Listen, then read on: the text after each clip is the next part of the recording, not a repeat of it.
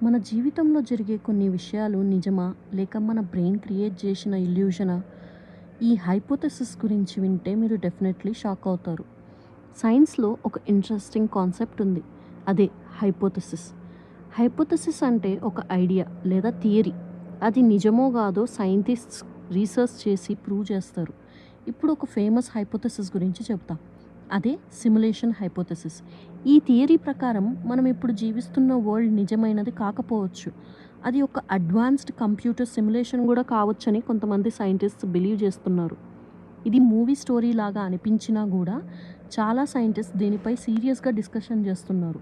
ఎగ్జాంపుల్కి famous entrepreneur Elon Musk కూడా ఒక ఇంటర్వ్యూలో మన సిమ్యులేషన్లో ఉండే ఛాన్స్ చాలా ఎక్కువ అని చెప్పారు. ఇంకా ఒక ఇంట్రెస్టింగ్ హైపోథెసిస్ ఏంటంటే డేజా వూ. ఎప్పుడైనా మీరు ఒక ప్లేస్‌కి ఫస్ట్ టైం వెళ్ళినా కూడా ఇది ముందే చూసినట్టుంది అని అనిపించిందా? దాన్ని సైకాలజీలో డేజా వూ అంటారు. సైంటిస్ట్ ప్రకారం అది మన బ్రెయిన్‌లో మెమరీ ప్రాసెసింగ్ ఎర్రర్ వల్ల జరుగుతుంది. ఇంకా ఒక క్రేజీ హైపోథెసిస్ ఏంటంటే మల్టీవర్స్ థియరీ. ఈ థియరీ ప్రకారం మన యూనివర్స్ ఒక్కటే కాదు, చాలా ఉన్నాయి. చాలా ప్యారలల్ యూనివర్స్ ఉండొచ్చు. అంటే ఇంకో యూనివర్స్‌లో మీలాంటి మరో పర్సన్ కూడా ఉండే పాసిబిలిటీ, ఛాన్సెస్ ఎక్కువ ఉన్నాయి. ఇది ఇప్పటికీ ఫుల్ ప్రూవ్ కాలేదు కానీ సైంటిస్ట్స్ ఇంకా రీసెర్చ్ చేస్తున్నారు.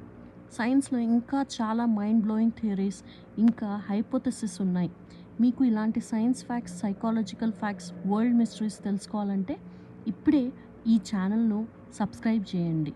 ఎందుకంటే ఇక్కడ ప్రతి వీడియోలో మీకు తెలియని అమేజింగ్ ఫ్యాక్ట్స్ తెలుసుకుంటారు. Thank you.